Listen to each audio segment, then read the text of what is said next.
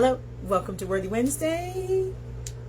It's 7:15. Anyway, hope y'all are doing well. It's 100 degrees. 2025 is about for us, which is everyday miracles. And y'all, I really have enjoyed. I always watch Worthy Wednesday back. I don't normally watch it the same night. I usually watch it a day or two after, just because I am my worst critic. And here's the okay, here I am. Sorry, my internet died. Sorry, I'm back. Anyway, but I normally don't think about this, but my daughter started a YouTube channel, I think when she was a junior in college. Anyway, a long time ago, it seems like. And we were just talking about that today, and how, she's actually become really fluid, really free, and just more of herself on her YouTube channel. Anyway, it's her name, Gianna Lawson. Love that girl. The Extravagant Life of G, I think is what it's called. Anyway, love that chick. And so we were talking about how well she has grown from the first video she's done to the videos that she's currently now making. And I thought about that. I was like, oh, that's funny. I said, because when I started Worthy Wednesday this July, 5 years ago, how about that? I said, I wasn't even nervous about being on the camera because I love to talk anyway. I said, I was more nervous about no one would watch it. And then I think as the years have gone by, I really got over that, because if people are watching live and they comment, like, I'm such a squirrel that I want to stop talking and respond to the comments. Anyway, so this is why if someone says hi, I literally could just say hi back, because I have to swipe the comments away, because I literally get distracted. But anyway, I just thought about how important that was, and how proud of Gianna I was that she had, even seen the growth in herself. And I started thinking about Worthy Wednesday and how many, times that we have been together. And then how many times I have watched myself and been like, what did I just say? Anyway, so I'm thankful for the growth in that space too. But in this year specifically, y'all, we've been talking about everyday miracles. And actually, I thought it was so critical for me to do a sidebar tonight. Because although I have a lot of things I want to talk about, I feel like this too is a part of understanding, recognizing, acknowledging, and accepting everyday miracles in your life. I want to talk about the power of being able to remember.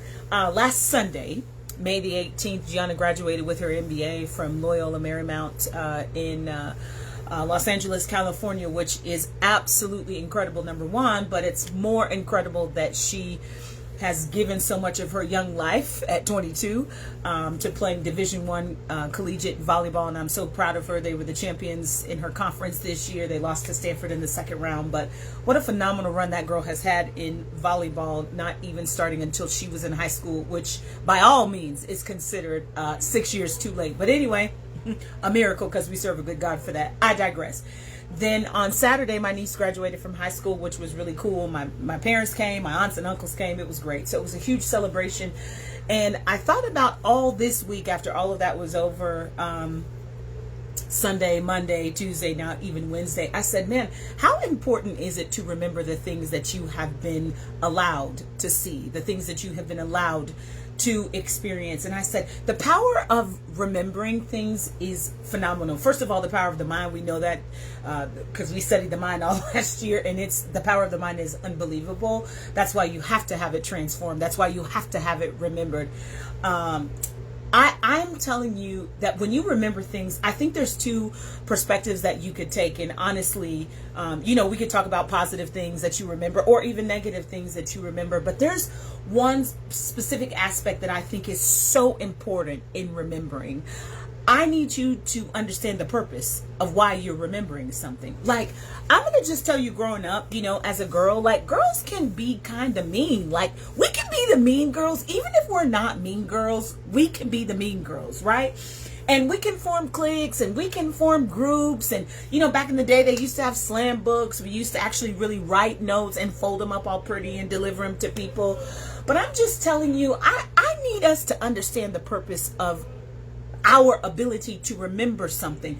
Because if your purpose is rooted and grounded in something that is positive, something that is growth oriented, something that is life changing, something that is joyful, something even could be challenging, because there is something about remembering something that challenged you and changed you, because you can reflect and be like, man, had I not experienced that, I wouldn't be in the place that I am today, which to me is a miracle within itself, that you can look at something that was tough or difficult. And what I mean by that is it required you to surrender to what you wanted, right? Like, it required you to say, okay, I need to not have pride right now. I need to not be ugly. I need to not gossip. I need to not try to manipulate the situation to get my way. I need to take this lesson and I need to grow up from it. Okay, it's only me, you guys.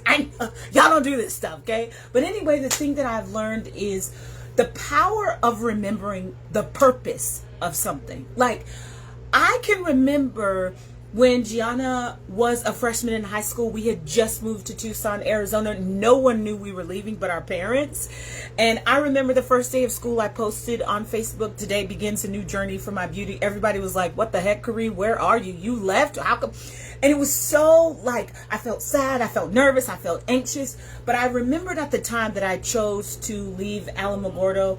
My husband was, at that time, he was a project manager for Walmart. So he was traveling all over, and this was one of the places he was. And I remember at the time choosing to leave home because I believed there was a better experience for my daughter at high school than what my alma mater, where I was currently working, could provide to her. And I remember being torn about leaving. Was it the right thing? Was I being selfish? Was it just what I wanted? Would she be mad? Like, because we know how it is to grow up with people. We know how it is to finally rise to the top of the food chain, to finally be the popular people. And then, you know, your parents, like my family was military, and then, you know, all that can be gone, poof, gone in a vapor, right?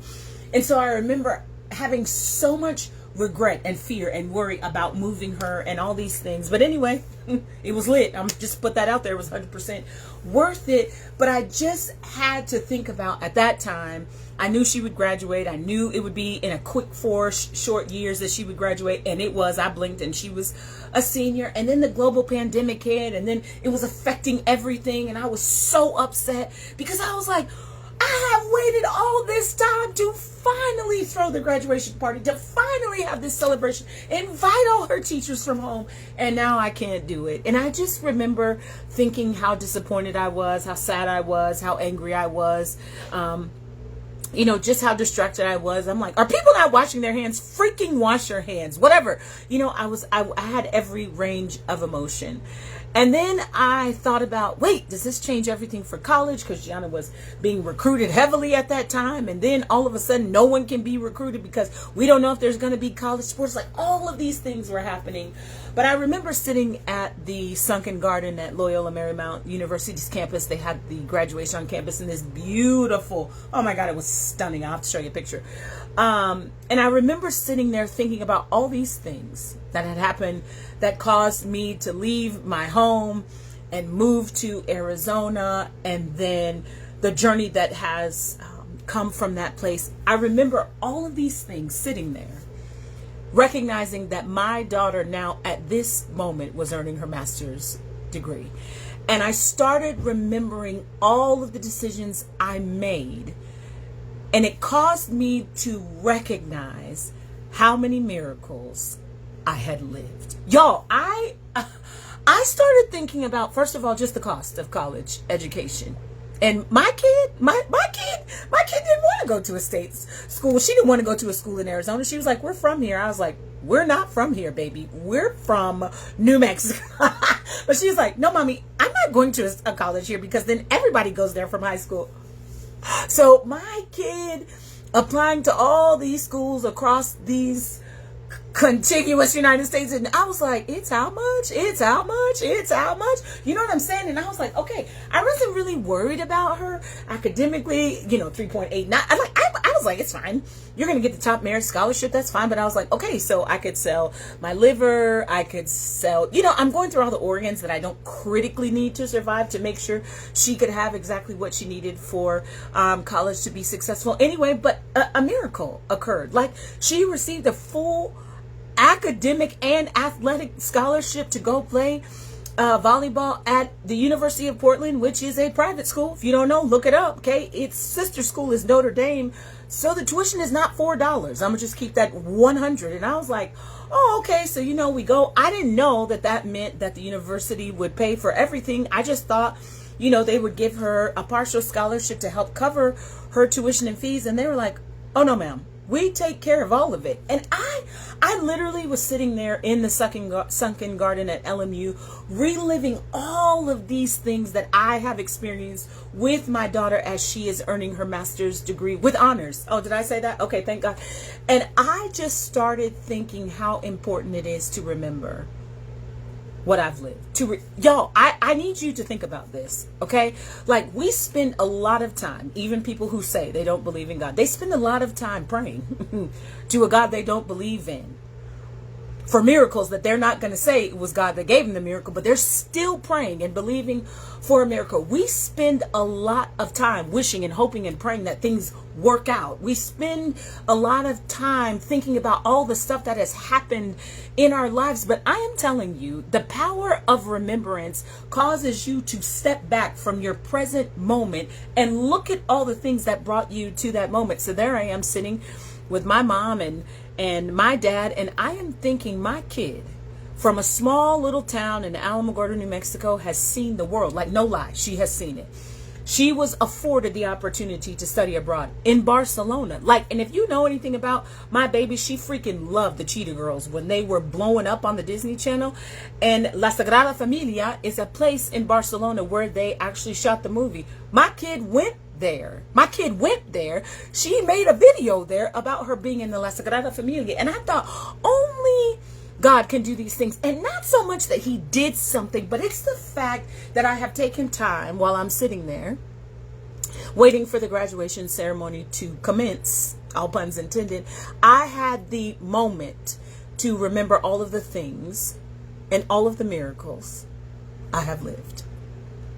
I don't take it for granted that my kid was blessed to attend college. I don't take it for granted that she was blessed to play athletics, that she had one injury from the course of her being 14 until she was 22. One injury, you guys, and an injury that could have ended her career, but it didn't, right? Because that's a miracle, right? You just, like, there's so many things I thought as I watched this, when we got just that close to the conference championship, when she was leading in the nation for blocks, that's across all Division I, 346 schools. I was like, I literally have lived 16 lives in a short 5-year span from the time she graduated from high school in a pandemic until the time now we're able to celebrate with all friends and family and all graduate students for their friends and families to be there live to watch them earn their graduate degree. And so I'm challenging us this week, Worthy Wednesday, because I understand that miracles sometimes are not the things that we're presently living, but they are the things we've lived. See, you don't even recognize yesterday as a miracle because it's over, right? We're like, well, that was in the past. Well, is it really? No, it happened yesterday. But all of the things that I was able to experience those 5 years, all of those things were miracles. The beginning of the Worthy Women journey, a miracle. The building of the community that we have here, the things that we have seen and talked about and cried about together, a miracle.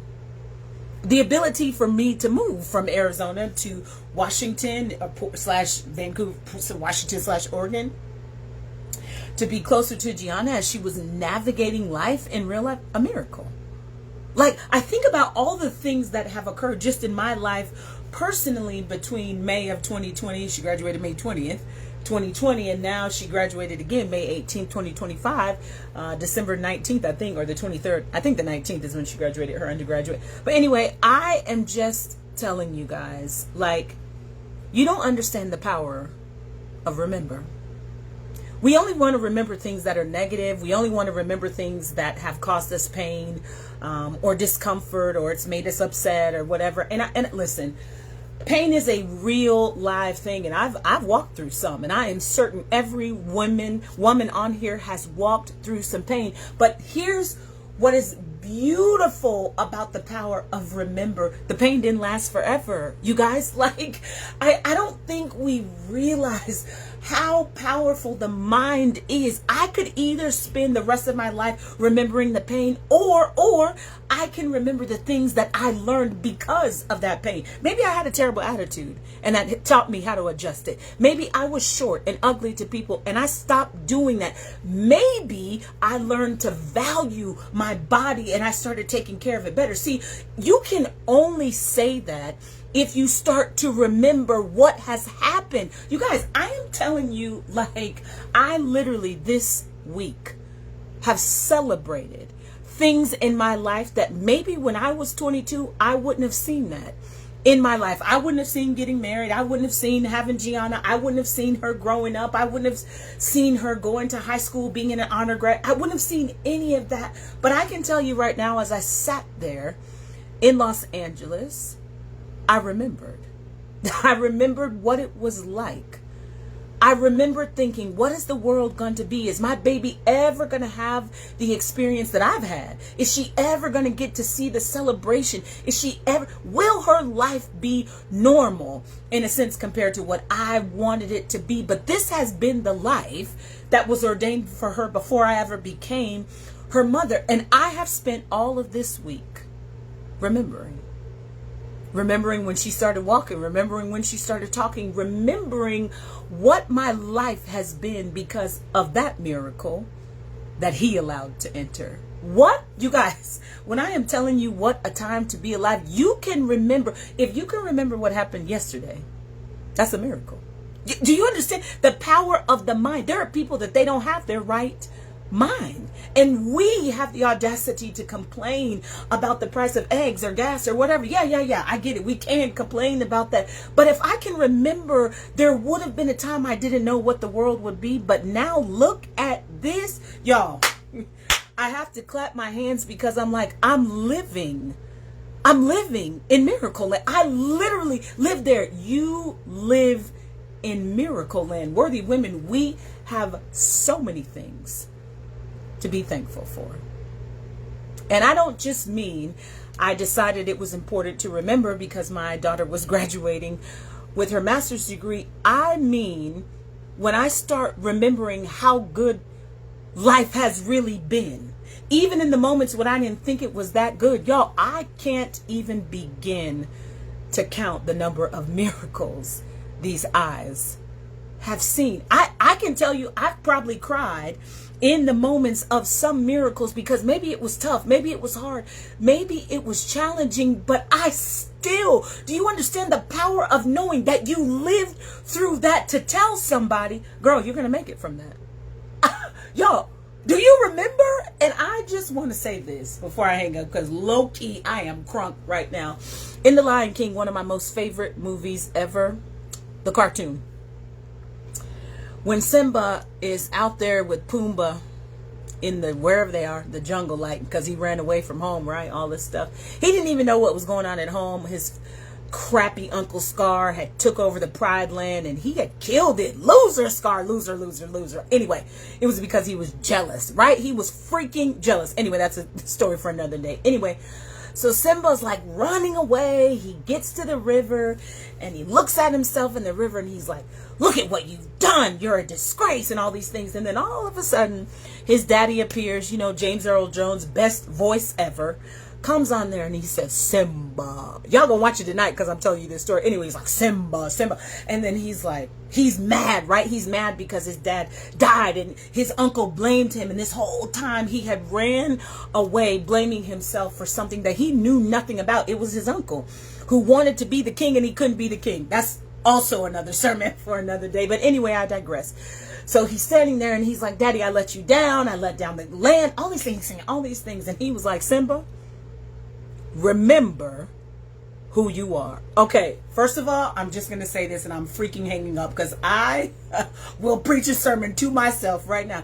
When he said that, everybody, well, you know, everybody was crying in the movies because they were like, oh, Simba, you have to remember who you are. You have to go back to the Pride Land and take your rightful place as the king. And then, you know, anyway, Zazu, but what's the monkey's name? Rafiki. And then, you know, like when Simba decides to get his life together and, you know, he draws on the little cave and then he puts the little dash on his head and he says, the king has returned, right? The king has returned. Anyway, I digress. Here's the point I'm trying to make with this story, because I'm literally about to shout right now. Simba was the king the whole time. Y'all know that, right? He was the king the entire time. All those years he was in the freaking wherever with Timon and Pumbaa running away or singing Hakuna Matata, he was still the king. Y'all know that, right? He was the living heir to the king of Pride Rock. He was the king still. But he ran away because he didn't remember who he was. Y'all, I am telling you right now, if you understood how powerful it is to remember who you are, to remember the things that you have been alive for, to remember the things that you have walked through, whether they challenged you or they rocked you or they broke you, you can remember what it was like in that place, but now you can get up, shut the front door. If you remember who you are, you will have zero time to complain, zero time to be ugly, zero time to gossip, zero time to be bitter, because even things that shaped you, even those things that shaped you, it never stopped you from being who you were. Although Simba was trying to run away and not be the king, yo, he could not get away from who he is, not was, is. In that moment, he is the king. His daddy wasn't telling him anything that was new or foreign to him. He just told him to remember who you are. So anyway, I'm challenging you this week, worthy women. Shoot, I'm gonna challenge myself for the rest of my life. Corey, remember who you are. Remember when you're sitting in the graduation ceremony. Remember, even if you're sitting in the doctor's office and you're not sure what the diagnosis will be, remember who you are. Remember the things that you have lived. Remember the miracles God has provided before, during, and after. Remember that this moment does not define who you are. Remember, worthy women, who you are. That is a requirement of an everyday miracle. So today I remembered just how good God is. Not has been, but he is still right now in this moment. He still is. He is the God that allows me to remember what it was before and what it was while I was going through it, but what it is now. Y'all, it's good. It's so good. It's so good. Even if I'm sad, even if I'm crying, even if I'm not sure, still good. And when Simba remembered, because his father gave him that little tidbit, when he remembered who he was, he went home and took his place as the king. And Pride Rock returned. Y'all, I am telling you, if you can remember the miracles you have lived, if you can, doggone it, if you can remember one, you can go back to the place that you thought all things, holy crap, had been lost. You can go back to the place that you felt like this was the end. Like I left who I was and what I was going to be because of this and all of these things. You can go back to that place because you remember who you are. This was a circumstance. This is not you. This is not you. This is a circumstance, y'all. I am telling you what I learned this week about the power of remember. Y'all, it slapped me so hard. I said, because how many miracles have I forgotten? How many? Y'all, think about this. However old you are, 20, 27, 37, 47, 57, 67. How many miracles have you forgotten? Because of the current circumstance that you're in. Remember who you are. Worthy women. Anyway, I can't talk about this no more because I literally want to run around. I need to get my life together. Anyway, so remember, okay? So in the year of 2025, every day you see a miracle, remember it. Remember what it was like. Remember when you thought you were never going to get past this. Remember when you thought I'll never get accepted. Remember when you thought that baby would never come. Remember when you thought the money would never get there. Remember when you thought there's no way that relationship can be restored. He said, son, remember who you are. And Rafiki said, the king has returned. But notice, and that's the last thing I'm going to say, he could not say that until Simba remembered he had always been the king. Y'all, I love you. I got to go because I have made myself happy just hearing this, listening to myself say it. I remember. Anyway, have a great miracle Wednesday, and have a great miracle Thursday, and have a great miracle Friday, because you're going to remember who you are. And the rest, they say, is history. I love you. I'll see you again.